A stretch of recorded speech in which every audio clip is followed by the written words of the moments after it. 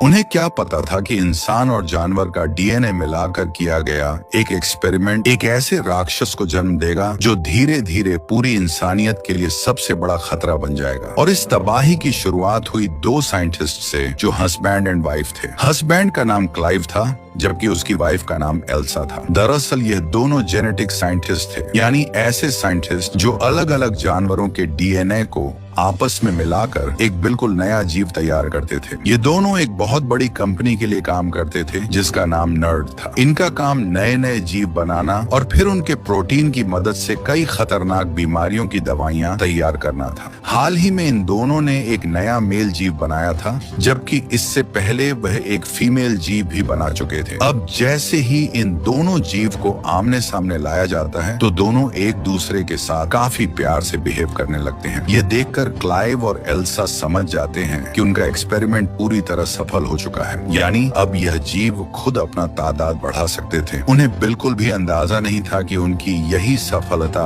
आगे चलकर सबसे बड़ी मुसीबत बनने वाली है। जिसके बाद ये दोनों अपनी कंपनी की मालिक के पास पहुंचते हैं और उन्हें अपने एक्सपेरिमेंट के बारे में बताने लगते हैं। वह कहते हैं कि हमने कई जानवरों के डीएनए को मिलाकर एक बिल्कुल नई प्रजाति तैयार की है और इसके प्रोटीन से कई बड़ी बीमारियों का इलाज किया जा सकता है। लेकिन इसके साथ साथ हमारे पास एक और भी बड़ा आइडिया है, यानी अगर इंसान और जानवर के डीएनए को आपस में मिलाया जाए तो उससे एक नई प्रजाति तैयार की जा सकती है और शायद उससे मेडिकल साइंस में बहुत बड़ा बदलाव आ सकता है। लेकिन उनकी मालिक इस बात से बिल्कुल सहमत नहीं होती। वह कहती है कि कंपनी फिलहाल इस रिसर्च को आगे नहीं बढ़ाएगी। अभी हमारा पूरा फोकस उन जीव से दवाइयां बनाने पर रहेगा जिन्हें तुम पहले ही तैयार कर चुके हो। अगर यह योजना सफल रहा तो बाद में बाकी रिसर्च भी कर लेंगे। यह सुनकर क्लाइव और एल्सा काफी मायूस हो जाते हैं, क्योंकि वह सिर्फ दवाइयां बनाने के लिए नहीं बल्कि कुछ बिल्कुल नया क्रिएट करने के लिए साइंटिस्ट बने थे। इसी वजह से यह दोनों फैसला करते हैं कि अब वह यह रिसर्च किसी को बताए बिना सीक्रेट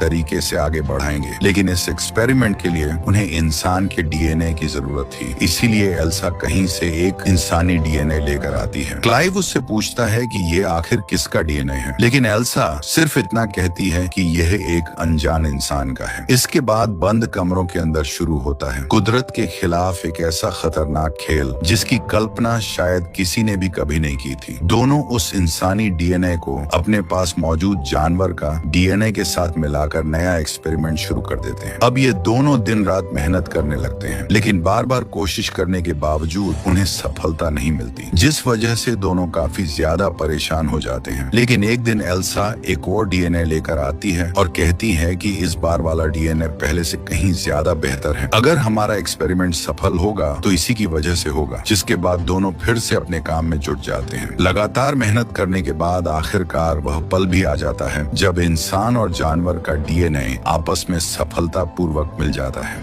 यानी अब इनके पास एक बिल्कुल नया जेनेटिक डीएनए तैयार हो चुका था। लेकिन यहाँ एक बहुत बड़ी समस्या थी। दरअसल इस तरह का एक्सपेरिमेंट पूरी तरह गैर कानूनी था, इसलिए क्लाइव आगे बढ़ने से मना करने लगता है। मगर एल्सा ऐसा बिल्कुल नहीं चाहती थी। वह इस रिसर्च को यहीं खत्म नहीं करना चाहती थी, इसीलिए वह उस नए डीएनए को लेकर लैब के खास विशेष लैब में चली जाती है। उस मशीन के अंदर किसी भी डीएनए को डालने के बाद उसके अंदर धीरे धीरे एक नया जीव विकसित होने लगता था। एल्सा बिना देर किए उस डीएनए को कोक जैसी मशीन के अंदर डाल देती है। ये देखकर क्लाइव उससे कहता है कि हम शायद बहुत बड़ी गलती कर रहे हैं। किसी जीव को पैदा करना और बाद में उसे मार देना बिल्कुल सही नहीं है। अगर इस जीव के अंदर इंसानी डीएनए होगा तो यह हमारे जैसा व्यवहार भी कर सकता है। लेकिन तब क्या हम रिसर्च पूरी होने के बाद इसे किसी आम जानवर की तरह मार पाएंगे? लेकिन एल्सा उसे समझाती है कि इस दुनिया में रोज हजारों लोग मरते हैं और जन्म लेते हैं। अगर इस एक्सपेरिमेंट की वजह से लाखों लोगों की जान बच सकती है तो यह जोखिम लेना जरूरी है। आखिरकार क्लाइव भी उसकी बात मान जाता है और दोनों उस मशीन पर नजर रखने लगते हैं। लेकिन तभी कुछ ऐसा होता है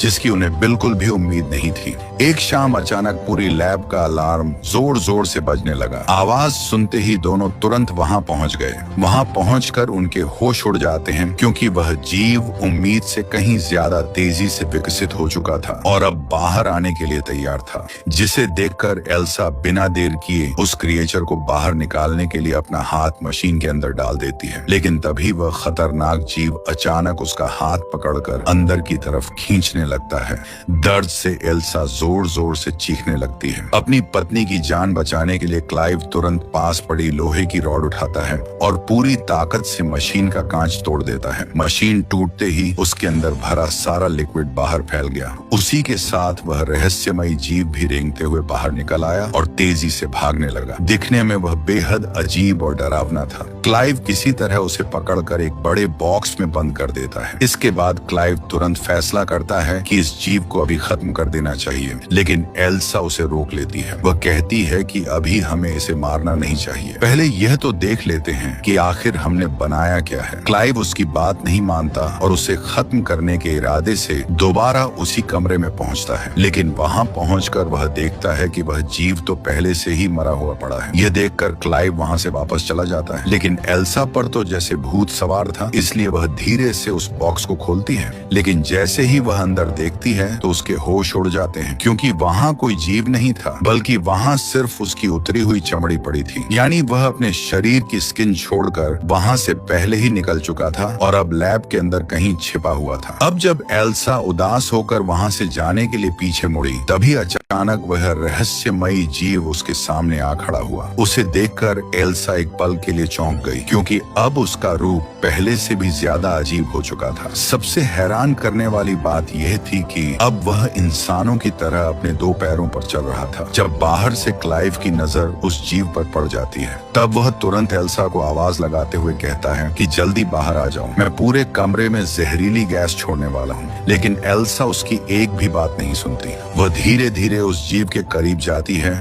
और उसे भरोसा दिलाती है कि मैं तुम्हें किसी भी तरह का नुकसान नहीं पहुंचाऊंगी, इसलिए तुम्हें मुझसे डरने की जरूरत नहीं है। ये देखने के बाद वह जीव भी धीरे धीरे एल्सा के पास आ जाता है, लेकिन हमला करने की बजाय वह उसके हाथों को सूंघने लगता है। तभी पीछे से क्लाइव एक लोहे की रॉड लेकर वहां पहुंच जाता है। रॉड देखते ही वह जीव गुस्से में आ जाता है। ये देखकर क्लाइव और एल्सा दोनों जल्दी से कमरे से बाहर निकल आते हैं। बाहर आने के बाद क्लाइव कहता है कि अब बहुत हो चुका, मैं इस जीव को जिंदा नहीं छोड़ सकता। लेकिन एल्सा उसे समझाती है कि पहले इसे बेहोश करके इसकी जांच कर लेते हैं, क्योंकि मैं देखना चाहती हूँ कि हमारे इस पागलपन का नतीजा क्या होता है। अब वो दोनों एक विशेष गैस छोड़कर उस जीव को बेहोश कर देते हैं और उसकी पूरी जांच शुरू कर देते हैं। जांच करने पर उन्हें पता चलता है कि यह एक फीमेल जीव है, लेकिन सबसे हैरान करने वाली बात यह थी कि वह सामान्य जीवों की तरह नहीं, बल्कि बेहद तेजी से विकसित हो रही थी। मतलब जहाँ एक इंसान को बड़ा होने में करीब 20 साल लगते हैं, वहीं यह जीव सिर्फ कुछ महीनों में ही पूरी तरह जवान होने वाला था। साथ ही इसकी लाइफ साइकिल भी बेहद छोटी थी, यानी कुछ ही समय में यह पूरी तरह बड़ी होगी और फिर अपने आप मर जाएगी। इसके बाद धीरे धीरे समय गुजरने लगता है। अब वह जीव तेजी से बड़ा होने लगता है। उसके हाथ पैर पूरी तरह विकसित हो जाते हैं। अलग अलग जानवरों के डीएनए की वजह से उसके शरीर में कई अनोखी खूबियां आ चुकी थी। उसके पास एक लंबी और बेहद खतरनाक पूंछ भी थी, जिसके एक ही वार से वह किसी को भी पल भर में मौत के घाट उतार सकती थी। उसका दिमाग भी पहले से काफी तेज हो चुका था। दूसरी तरफ एल्सा भी अब उससे इमोशनली जुड़ती जा रही थी। वह उसे अपने हाथों से खाना खिलाती, उसके साथ खेलती और इंसानों की तरह छोटी छोटी चीजें सिखाने लगती है। एक दिन एल्सा उसके सामने कुछ अल्फाबेट रखती है और कहती है कि इन्हें इस तरह सजाओ जिससे मेरा नाम बन जाए। लेकिन वह जीव एल्सा का नाम बनाने की बजाय सिर्फ नर्ड लिख देती है।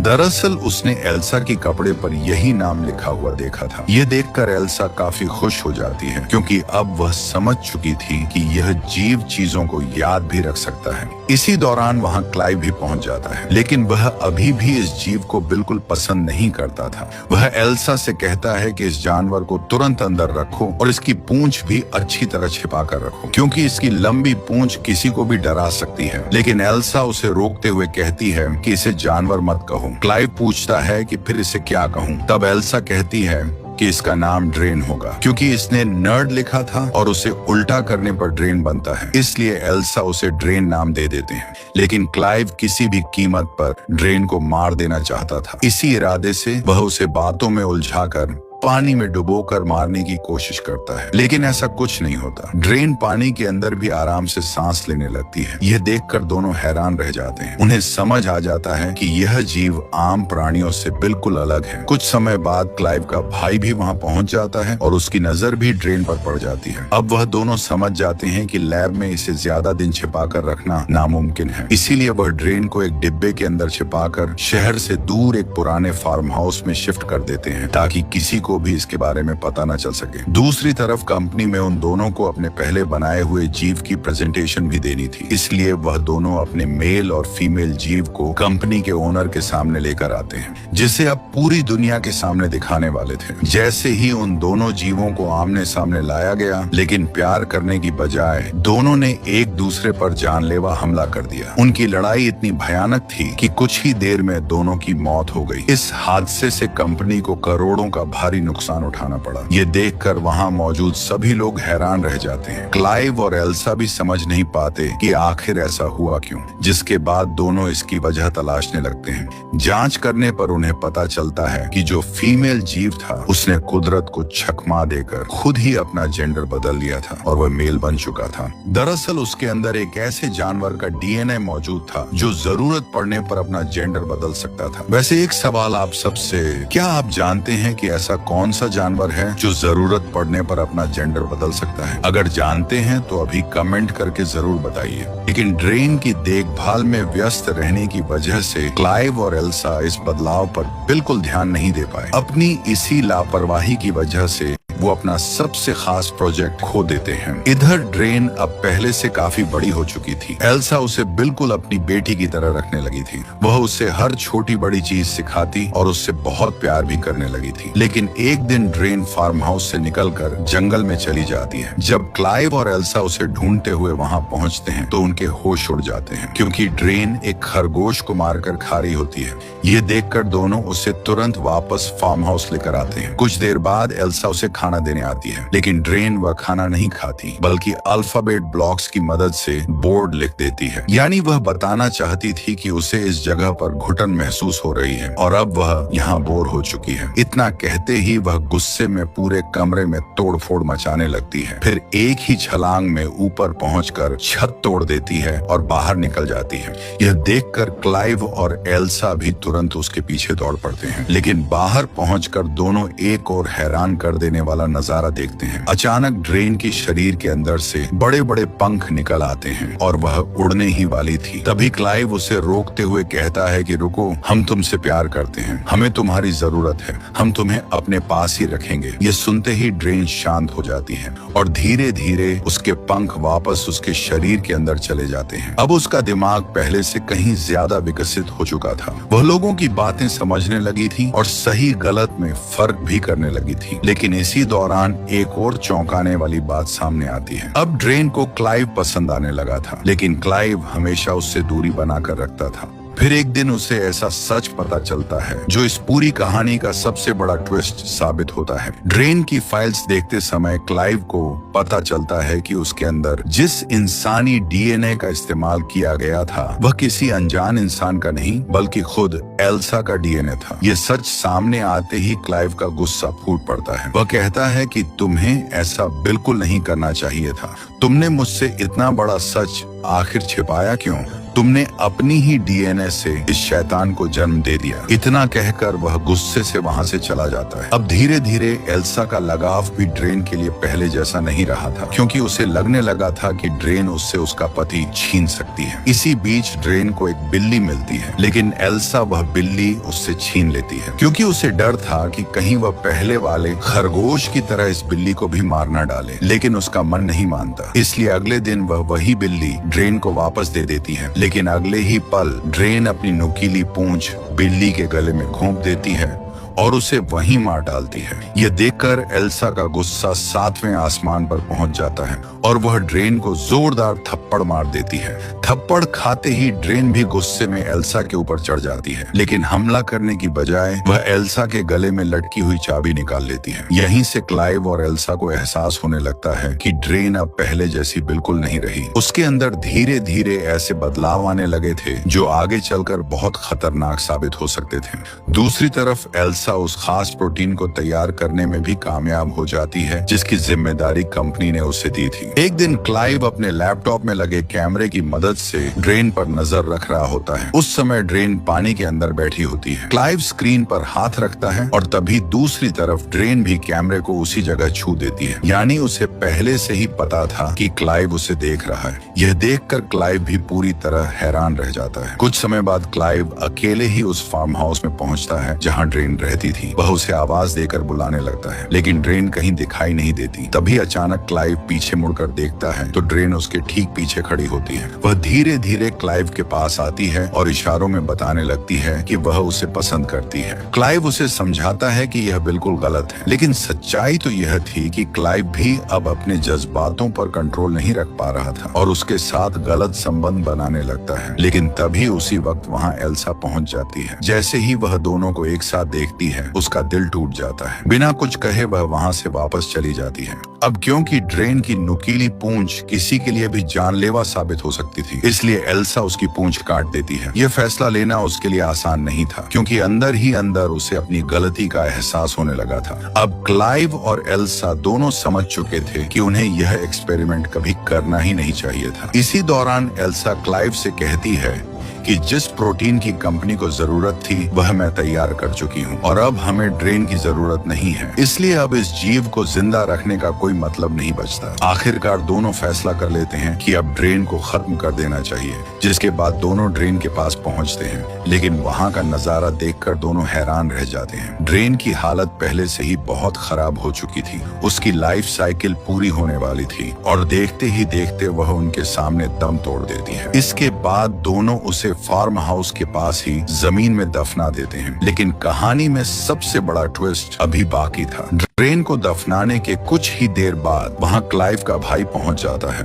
उसके साथ कंपनी का एक और कर्मचारी भी मौजूद था। क्लाइव का भाई कहता है कि मुझे सब कुछ पता चल चुका है। तुम दोनों ने एक ऐसा जीव बनाया है जो इंसान जैसा दिखता है, क्योंकि कंपनी को जो प्रोटीन मिला है उसके अंदर इंसानी डीएनए भी मौजूद है। इसलिए अब मैं उस जीव को अपनी आंखों से देखना चाहता हूँ। क्लाइव और एल्सा उसे बताते हैं कि ड्रेन अब मर चुकी है और हमने उसे दफना दिया है। लेकिन तभी अचानक वहाँ किसी की जोरदार चीख सुनाई देती है। आवाज उसी जगह से आ रही थी जहाँ ड्रेन को दफनाया गया था। ये सुनते ही सभी लोग भागकर वहाँ पहुँचते हैं, लेकिन वहाँ पहुँचकर उनके पैरों तले जमीन खिसक जाती है, क्योंकि ड्रेन अपनी कब्र में नहीं थी बल्कि वह ऊपर छत पर खड़ी हुई थी, यानी वह दोबारा जिंदा हो चुकी थी। लेकिन इस बार वह पहले से कहीं ज्यादा ताकतवर और खतरनाक दिखाई दे रही थी। उसके बड़े बड़े पंख भी बाहर आ चुके थे और उसकी कटी हुई पूंछ भी फिर से वापस उग चुकी थी और अगले ही पल ड्रेन सभी के ऊपर हमला कर देती है। सबसे पहले वह क्लाइव के भाई और उसके साथ आए कर्मचारी को बेहद बेरहमी से मार डालती है। इसी दौरान क्लाइव भी बुरी तरह घायल होकर बेहोश हो जाता है। तभी ड्रेन सीधे एल्सा के पास पहुंचती है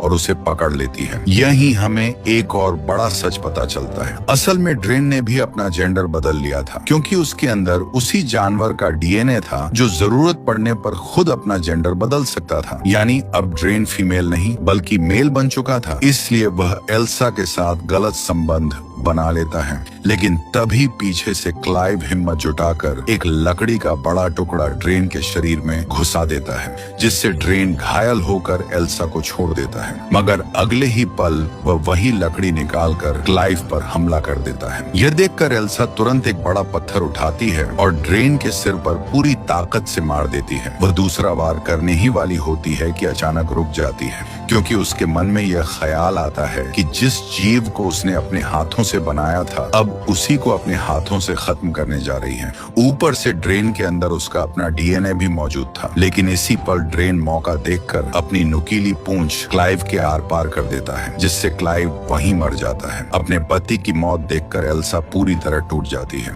इस बार वह बिना कुछ सोचे वही बड़ा पत्थर उठाकर ड्रेन के ऊपर बार बार हमला करती है और आखिरकार ड्रेन हमेशा के लिए मर जाता है। इसके बाद हमें कुछ समय बाद का सीन दिखाया जाता है जहां एल्सा अपनी कंपनी की मालिक से मिल रही होती है। यहाँ पता चलता है कि एल्सा प्रेग्नेंट है, लेकिन सबसे चौंकाने वाली बात यह थी कि उसके पेट में पल रहा बच्चा क्लाइव का नहीं बल्कि ड्रेन का था। एल्सा की मालिक उसे बताती है कि ड्रेन से मिले प्रोटीन की वजह से कंपनी को बहुत बड़ा फायदा हुआ है, इसीलिए अब कंपनी इसी रिसर्च को आगे बढ़ाना चाहती है और यह होने वाला बच्चा उस रिसर्च का सबसे अहम हिस्सा बन सकता है। अब क्योंकि एल्सा अपने हस्बैंड को खो चुकी थी और इस पूरी रिसर्च के लिए उसने अपनी जान तक दांव पर लगा दी थी, इसीलिए कंपनी उसे बदले में बहुत बड़ी रकम देने का फैसला करती है। दूसरी तरफ एल्सा भी अच्छी तरह जानती थी कि यह रिसर्च कितना खतरनाक है, लेकिन एक जेनेटिक साइंटिस्ट होने की वजह से वह ना चाहते हुए भी इस रिसर्च को यहीं रोक नहीं पाती।